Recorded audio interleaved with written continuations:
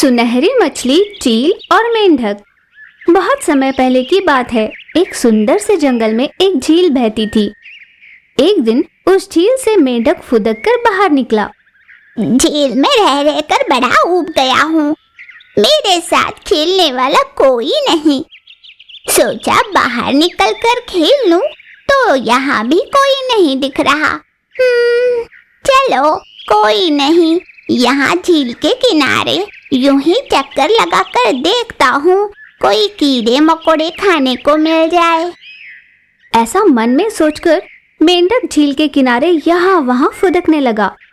उसी समय आकाश में उड़ रही एक चील की नजर उस पर पड़ी। आहा, इस झील के मछलियों को खा खा कर ऊब गई हूँ। आज इस मेंढक को उठाकर ले जाऊं और खाऊं तो वैरायटी हो जाएगी। चील ऐसा सोचकर मेंढक को पकड़ने के लिए झील के पास उतर आई, पर तभी मेंढक ने झील में छलांग मारी। ओहो, थोड़ी और तेज उड़ी आती तो पकड़ लेती इस मेंढक को। थोड़े में चूक गई। खैर, बच कर जाएगा कहाँ? कभी न कभी तो झील के बाहर निकलेगा। यही कहीं छुप जाती हूँ। ना, अगर मैं यही छुपी रही और उसको भनक लग गई तो वो बाहर ही नहीं निकलेगा। तो मैं कहाँ छुपूं? हाँ, मैं इस पेड़ के ऊपर पत्तों के बीच छुप जाती हूँ। चील ने ऐसा सोचा, उड़कर पेड़ के पत्तों के बीच जाकर छुप गई। तभी अचानक आकाश से एक तेज रोशनी हुई। जेट की स्पीड में एक सुनहरी मछली आकर सीधे झील में आ गिरी। उस तेजी से गिरी सुनहरी मछली के झटके से झील में रहा मेंढक छपाक से उड़कर पेड़ पर चील के सामने आ गिरा। चील फटी आंखों से चौंक कर देखती रही। चील को देखकर मेंढक शॉक में पड़ गया। अरे वाह, इसे कहते हैं किस्मत। जिस मेंढक को मैं उड़ाकर ले जाना चाहती थी, वो खुद उड़कर मेरे सामने आ गिरा है। अब तुम मेरा क्या करोगी? कुछ नहीं, बस खा लूंगी। ये सुनकर मेंढक ने कांपते हुए कहा, मुझे कुछ मत करना। तुम चाहो तो अभी कुछ समय पहले जरूर कर झील में आ गिरी सुनहरी मछली दिखा दूंगा। उसे ले जाना और मन भरकर खा लेना। सुनहरी मछली? वही न जो अभी अभी आकाश से तेजी से झील में आ गिरी? हाँ। वो सुनहरी मछली है, ये तुम्हें कैसे पता? क्योंकि उसके आ गिरते ही झील से उड़कर तुम यहाँ आ गिरे थे। मैं अगर इतने ऊपर आ गिरा हूँ तो इसका मतलब जरूर वही आई होगी। वो साल में एक बार हमारा हाल जानने आती है। उसका आने का यही तरीका है। बहुत शक्तिशाली है वो देवताओं के पास निवास करती है। बस हमसे मिलने यहाँ आया करती है। बहुत हुआ तुम्हारा उल्लू बनाना। मुझसे बच निकलने के लिए ही ना कहानियाँ बना रहे हो। अरे, मैं सच कह रहा हूँ।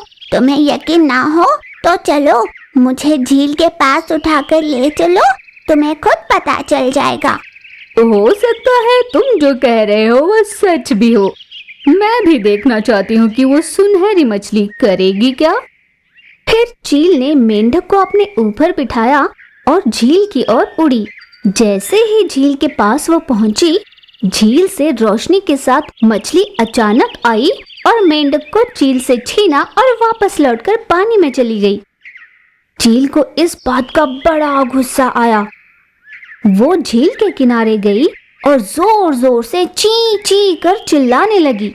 अरे यार सुनहरी मछली, तुझ में दम है तब बाहर निकल।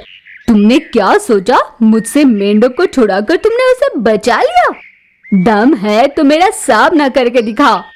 चील की बातें सुन सुनहरी मछली बाहर निकली। मैं तुम्हारे सामने आई तो समझो तुम्हारी जिंदगी खत्म। अच्छा, तो तुम में इतनी शक्ति है? मेरी शक्ति आजमाना चाहती हो तो ठीक है, ये लो। फिर सुनहरी मछली ने अपने मुंह से सुनहरी हवा छोड़ी। ये हवा जैसे ही चील को लगी, वो पत्थर में बदल गई। तब सुनहरी मछली ने मेंढक से कहा, दोस्त, इस साल का मेरे आने का मकसद पूरा हुआ। अगले साल फिर मिलूंगी। तब तक अपना ख्याल रखना। मैं चलती हूँ। मछली ने ऐसा कहा और तेज रोशनी में झट से आकाश में उड़कर चली गई। मेंढक भी फुदककर झील में वापस चला गया। विशाल चूहा, बाघ और शेर। बहुत समय पहले एक जंगल में एक नन्ही सी चूहिया रहा करती थी। वो नन्ही सी चूहिया हर समय उदास रहा करती थी, क्योंकि उसको लगता था कि वो जंगल के बाकी सभी जानवरों से बहुत छोटी जीव है। एक दिन वह जंगल के राजा शेर के पास गई। शेर राजा, हमारी दोस्ती आजकल की नहीं है ना? हाँ बिल्कुल, तुमने जो उपकार मुझ पर किया है वह मैं कभी नहीं भूल सकता। अगर उस दिन शिकारी की जाल में फंसे मुझको तुम जाल काट कर नहीं छुड़ाती तो मैं आज जिंदा नहीं होता। वो भयानक दिन मैं कभी नहीं भूल सकता, और तुम्हारी की हुई सहायता भी। ठीक ऐसी ही मदद मैंने बाघ की भी की थी, मगर वो मुझे आज भी नीची नज़र से देखता है, मेरा मजाक उड़ाता है। क्या कहा? इसका मतलब वो तुम्हारी की हुई सहायता को भूल गया? तुम चिंता मत करो, मैं उस बाघ की अकल ठिकाने पर लाता हूँ। मैं आकार में सबसे छोटी हूँ ना, इसीलिए सब मुझे छोटी नज़र से देखते हैं। फिर अब तुम करना क्या चाहती हो? इस जंगल में विभिन्न प्रकार के जानवर रहते हैं। सभी का आकार, उनकी जीवन शैली एक दूसरे से अलग होती है। इसे कोई बदल तो नहीं सकता ना?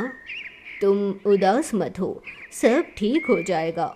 शेर की कही बातें सुनने के बाद चूहिया वहाँ से चली गई। शेर ने बाघ को बुलावा भेजा। क्या बात है दोस्त, इतनी जल्दी से आने का बुलावा क्यों भेजा तुमने? तुम जो कर रहे हो वो ठीक नहीं है। तुम्हारी सहायता की हुई चूहिया के साथ तुम्हारा बर्ताव सही नहीं। तुम्हें अपना रवैया बदलना होगा। तुम्हें ज़रूर किसी ने मेरे बारे में गलत खबर दी है। भला मैं ऐसा क्यों करूँगा दोस्त? कुछ मत कहो, ये किसी और ने कहा होता तो मैं हरगिज़ नहीं मानता, पर स्वयं चूहिया ने मुझे बताया ये सब। बहुत दुखी थी वो। इसका मतलब अब तुम्हें अपने दोस्त की कही बातों से ज़्यादा उस चूहिया की बातों पे भरोसा है। तुम्हारा दोस्त हूँ, तुम्हें अच्छी तरह से जानता हूँ, इसीलिए कह रहा हूँ, दोबारा ऐसी हरकत मत करना। अब जाओ यहाँ से। एक बार मेरी बात भी सुन लो दोस्त। मुझे और कुछ नहीं सुनना है। कुछ भी कहने की कोशिश मत करना। ऐसा कहकर शेर वहाँ से चला गया। बाघ को नन्ही चूहिया पर बड़ा गुस्सा आया। उस पिद्दी सी चूहिया को छोड़ूंगा नहीं अब। उसकी इतनी हिम्मत कि उसने शेर राजा से मेरी शिकायत की। ऐसा सोचकर बाघ बड़े ही गुस्से से उस नन्ही चूहिया के पास गया। चूहिया आराम से सो रही थी। उसे देख बाघ ने कहा, अरे पिद्दी सी चूहिया, तेरी इतनी हिम्मत कि तू मेरी शिकायत शेर राजा से करे। अब मैं तुझे यहीं के यहीं मसल के रख दूंगा। कह लेना जिससे कहना है। फिर बाघ ने चूहिया पर छलांग मारी, पर बाघ चूहिया से टकराकर नीचे गिर पड़ा। कौन है वो जिसने मेरी नींद उड़ाई? ये कहते हुए चूहिया ने नीचे देखा। चूहिया एक विशाल आकार में बदल गई थी। गुस्से से लाल बाघ ने इस पर ध्यान नहीं दिया था। उसने अचानक चूहिया को देखा और दंग रह गया। सोचने लगा कि ये ऐसी विशाल कैसे बन गई। चूहिया उठकर बाघ पर वार करती है। दोनों में देर तक लड़ाई चली। विशाल चूहे के सामने बाघ का बल टिक नहीं पाया। पहले जैसे चूहे पर बाघ भारी हुआ करता था, अब चूहिया बाघ पर भारी थी। बाघ ने आखिर हार मानकर कहा, मुझे छोड़ दो, मैं समझ गया हूँ। मैंने सुना था कि हर एक का समय आता है। आज देख भी लिया। मुझे बख्श दो। आज के बाद मैं तुम्हें कभी भी नीचा दिखाने की कोशिश नहीं करूँगा। यूं हंसते हुए वह नीचे गिर गई। आंख खोलकर देखा तो वह पहले की तरह छोटी चूहिया बन गई थी। आसपास बाघ तो क्या, कोई नहीं था। था या सच? अगर सच होता तो कितना